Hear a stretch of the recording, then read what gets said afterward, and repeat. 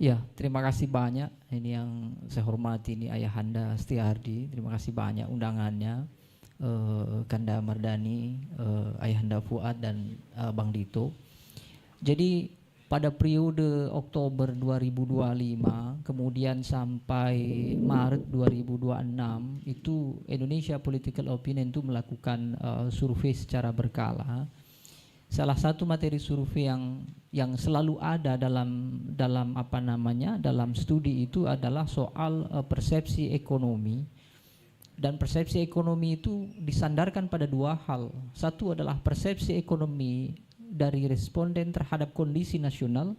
Yang kedua adalah persepsi ekonomi di tempat responden tinggal. Nah, yang menarik adalah ketika pertanyaan mengenai bagaimana kondisi ekonomi secara nasional menurut responden atau menurut masyarakat, itu punya kecenderungan yang cukup baik. Oktober 2025 itu yang menyatakan baik dan sangat baik itu totalnya di 31%. Yang menyatakan cukup itu hampir 40%. Sehingga kalau di total gitu ya, kalau diklaim sebagai kondisi ekonomi baik itu bisa mencapai 70 persenan yang menyatakan baik kondisi ekonomi dalam perspektif nasional oleh responden yang mungkin dia tinggal di daerah di desa begitu ya. Nah, yang kedua adalah terkait dengan kondisi di pedesaan. Bagaimana kondisi ekonomi di tempat responden tinggal. Nah, menariknya adalah ternyata presentasinya berbeda.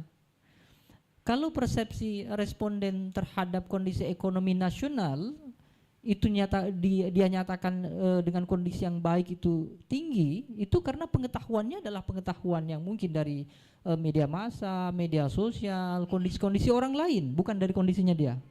Tapi begitu ada pertanyaan tentang bagaimana kondisi ekonomi di tempatnya tinggal, itu rendah sekali. Jawaban baik, sangat baik, itu hanya mencapai 28%.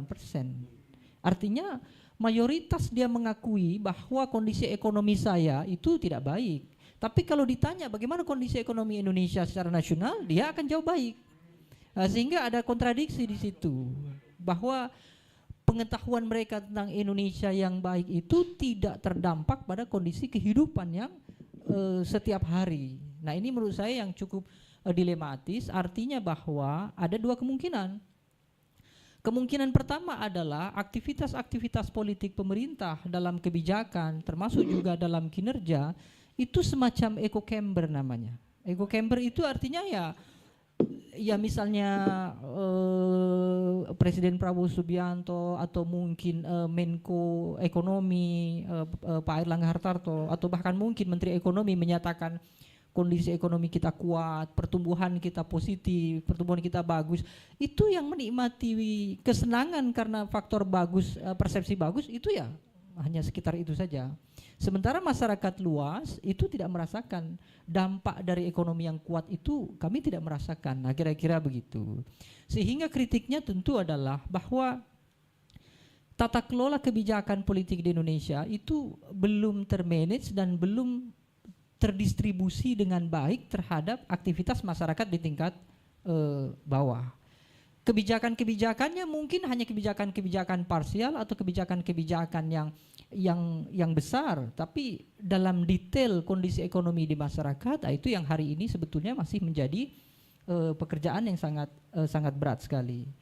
Yang kedua adalah terkait dengan kondisi hidup individu masyarakat Indonesia. Jadi kondisi hidup individu itu seringkali memang mereka tidak merasakan dampak dari kerja kolektifnya pemerintah, baik itu kalau disandarkan pada pemerintah daerah maupun pada pemerintah pusat. Nah, ini yang jadi masalah. Bahkan dalam kategori catatan survei ketika kami pecahkan lagi respondennya misalnya hanya mengambil persepsi dari kelompok tani, hanya ambil persepsi responden dari kelompok nelayan, itu juga cukup drastis perbedaannya terhadap persepsi kondisi ekonomi. Kondisi ekonomi di tingkat petani itu justru lebih memprihatinkan. Kenapa? Karena mereka tidak saja kesulitan dalam hal produksi atau penjualan, mereka juga kesulitan dalam hal mereproduksi ulang ketika mereka selesai panen misalnya.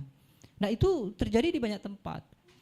Kalau misalnya tadi disinggung misalnya ada beberapa orang yang sebelum Presiden Prabowo Subianto pidato, pemilik saham, termasuk kelompok-kelompok konglomerat sawit yang sangat sejahtera sekali. Bapak Ibu bisa cek harga sawit hari ini di tingkatan petani ya. Itu mungkin yang harganya di atas 3.000 atau maksimal 3.200-an, 3.400 per kilonya gitu ya. Karena sawit kan dihitung kilo. Itu hanya di beberapa daerah saja. Di Sumatera saja misalnya, kalau di tempat kami di Aceh itu bahkan terkenal sebagai harga sawit paling murah, Bang Mardhani. Harga sawit di Aceh itu mungkin di bawah 3.000, hanya 2.900, 2.800. Di Jambi sudah di atas 3.000. Kadang-kadang petani di Aceh merasa, loh kok bisa di Jambi lebih tinggi, kira-kira begitu kan. Nah, itu artinya apa? Artinya bahwa kolektivitas kebijakan ekonomi pemerintah pusat itu faktanya juga tidak merata. Artinya kita tidak perlu jauh-jauh bicara harga BBM di Papua yang memang sangat jauh sekali dari sisi distribusi. Yang dekat dengan Pulau Jawa saja, Sumatera bagian ya Lampung, Bengkulu itu kan dekat kan, masih dekat kan. Itu saja sudah terjadi perbedaan yang sangat mencolok. Belum lagi nanti bicara soal harga karet dan segala macamnya. Nah, artinya apa? Artinya kebijakan-kebijakan politik ekonomi kita itu memang memerlukan penguatan. Salah satunya adalah sebisa mungkin kebijakan politik itu semestinya fondasinya adalah fondasi yang kerakyatan, betul. Yang mungkin dicita-citakan oleh presiden, memulai dengan MBG dan koperasi, mungkin iya. Bahkan Kanda Mardhani juga punya optimisme itu, walaupun beliau juga belum punya kepastian. Artinya subsidi pusat ini sampai kapan kan beliau sendiri tidak tahu kan. Hanya saja beliau optimis bahwa sekarang dikendalikan oleh pusat, mudah-mudahan nanti ketika sudah bergulir, semuanya sudah bagus, infrastruktur kebijakannya bagus, mungkin semuanya akan stabil. Tapi yang jadi persoalan kalau kacamata politik kan tidak bisa begitu. Kacamata politik itu harusnya sudah bisa dilihat per hari ini. Apa yang dilakukan oleh parlemen, apa yang dilakukan oleh pemerintah dalam hal kebijakan hari ini, itu akan menggambarkan 1 tahun bahkan mungkin 5 tahun ke depan. Kalau misalnya program-program pemerintah yang disangka atau mungkin dicita-citakan mampu mendongkrak kondisi ekonomi nasional, kan kondisi ekonomi nasional itu pasti muaranya karena dari bawah. Di semua negara itu pasti dari bawah dulu. Saya kasih contoh misalnya yang paling dekat dengan kita lah, tidak perlu negara yang maju, negara yang sesama Melayu sajalah, di Malaysia sajalah. Harga kangkung itu tergantung dari pemerintah, itu harga kangkung. Di Indonesia tidak. Indonesia komoditas yang paling penting sekalipun belum tentu yang dikatakan oleh pemerintah pusat sama dengan kondisi di bawah. Kenapa? Karena itu tadi ada konstitusi yang tidak dijalankan. Dalam bahasa ayahanda tadi itu ekonomi kita inkonstitusional. Kenapa? Ya karena dikuasai oleh konglomerasi. Jadi kalau kritiknya agak ekstrim itu, Indonesia itu hampir separuhnya mungkin adalah dikuasai oleh swasta, kira-kira begitu. Jadi tata kelola pemerintahannya perlu diperbaiki, kebijakannya juga perlu diperbaiki. Dulu ketika Presiden Prabowo Subianto belum menjadi presiden, memang banyak pidato-pidato Presiden Prabowo Subianto itu yang punya optimisme yang sangat tinggi sekali. Bahkan punya kecenderungan beliau itu terkesan berani memboikot diri.